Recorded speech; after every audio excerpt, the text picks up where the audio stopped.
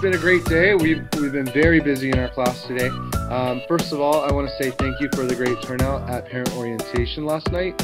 It was really nice to see some families and kind of talk about what I am like and what I'm all about as a 5th grade teacher.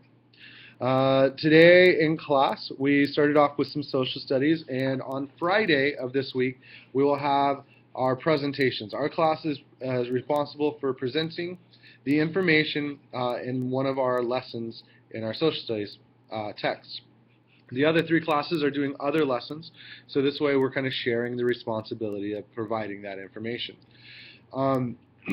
Our class worked on that this morning, and I think that we've got some pretty interesting ways to present that information to them, and I'm pretty excited to see how that happens. Those projects will be due on Friday.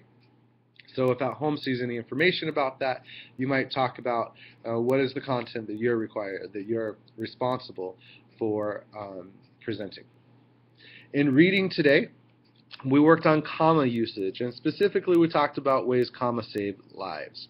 There's a pretty famous phrase, I guess, that says "Don't eat Grandpa," and without the comma, it's kind of comical what that sentence is really saying, is that we're going to eat Grandpa. With a comma, though, we've saved Grandpa's life, and we said we're talking to Grandpa, telling him not to eat. Comma usage, we talked about 3 different uses today. We talked about lists of 3 or more items. We separate those items with commas.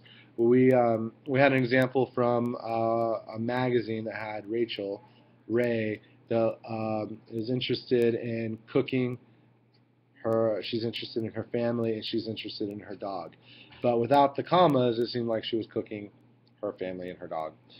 So we talked about those commas save lives. Positives, that's kind of the "Don't eat Grandpa." That's it gives you more information. My dog Harley likes to run. So if I said Harley, comma, my dog likes to go on walks. Well, a positive of my dog is not necessary information that's required in the sentence, so we set that off with commas. And the third way that we use commas are for introductory words like first, then, next, so, yes, no, that kind of stuff. We separate those words with a comma before we go on with the sentence. So comma usage was a really interesting lesson for our kids this morning. After that, we talked about some writing, and specifically, writers choose word choice and make specific decisions about their writing based on the audience that they're wanting to write to. So we came up with some examples. If I were writing an email to the parents of my students, or if I were writing an email to my wife, the style of those emails may be different. I'm going to be a lot more formal and try to be very professional. My spelling counts, my grammar counts, all of that when I'm trying to represent myself professionally to parents. When I'm writing to my wife, I'm probably not going to be judged quite as harshly, maybe a little bit, based on my grammar. And it's going to be more conversational. I might ask more questions, whereas the other I might stick to more facts and statements. So our writing style is important. We started writing the beginnings of an adventure story, and then we're going to go back and revise that based on style and tone. And then we also read a story in our anthology books, and we talked about the idea of problem and solution.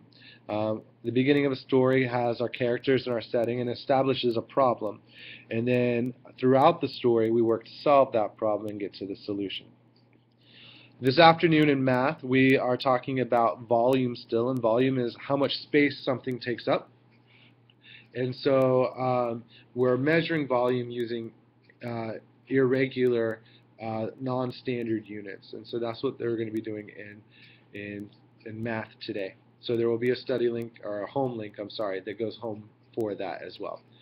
And then we'll do our walk to learn time, and then we'll also do our steps to respect at the end of the day. And that kind of covers our day. It's a busy day. We're clearly hard at work on lots of things. So thanks for joining us. Have a great day.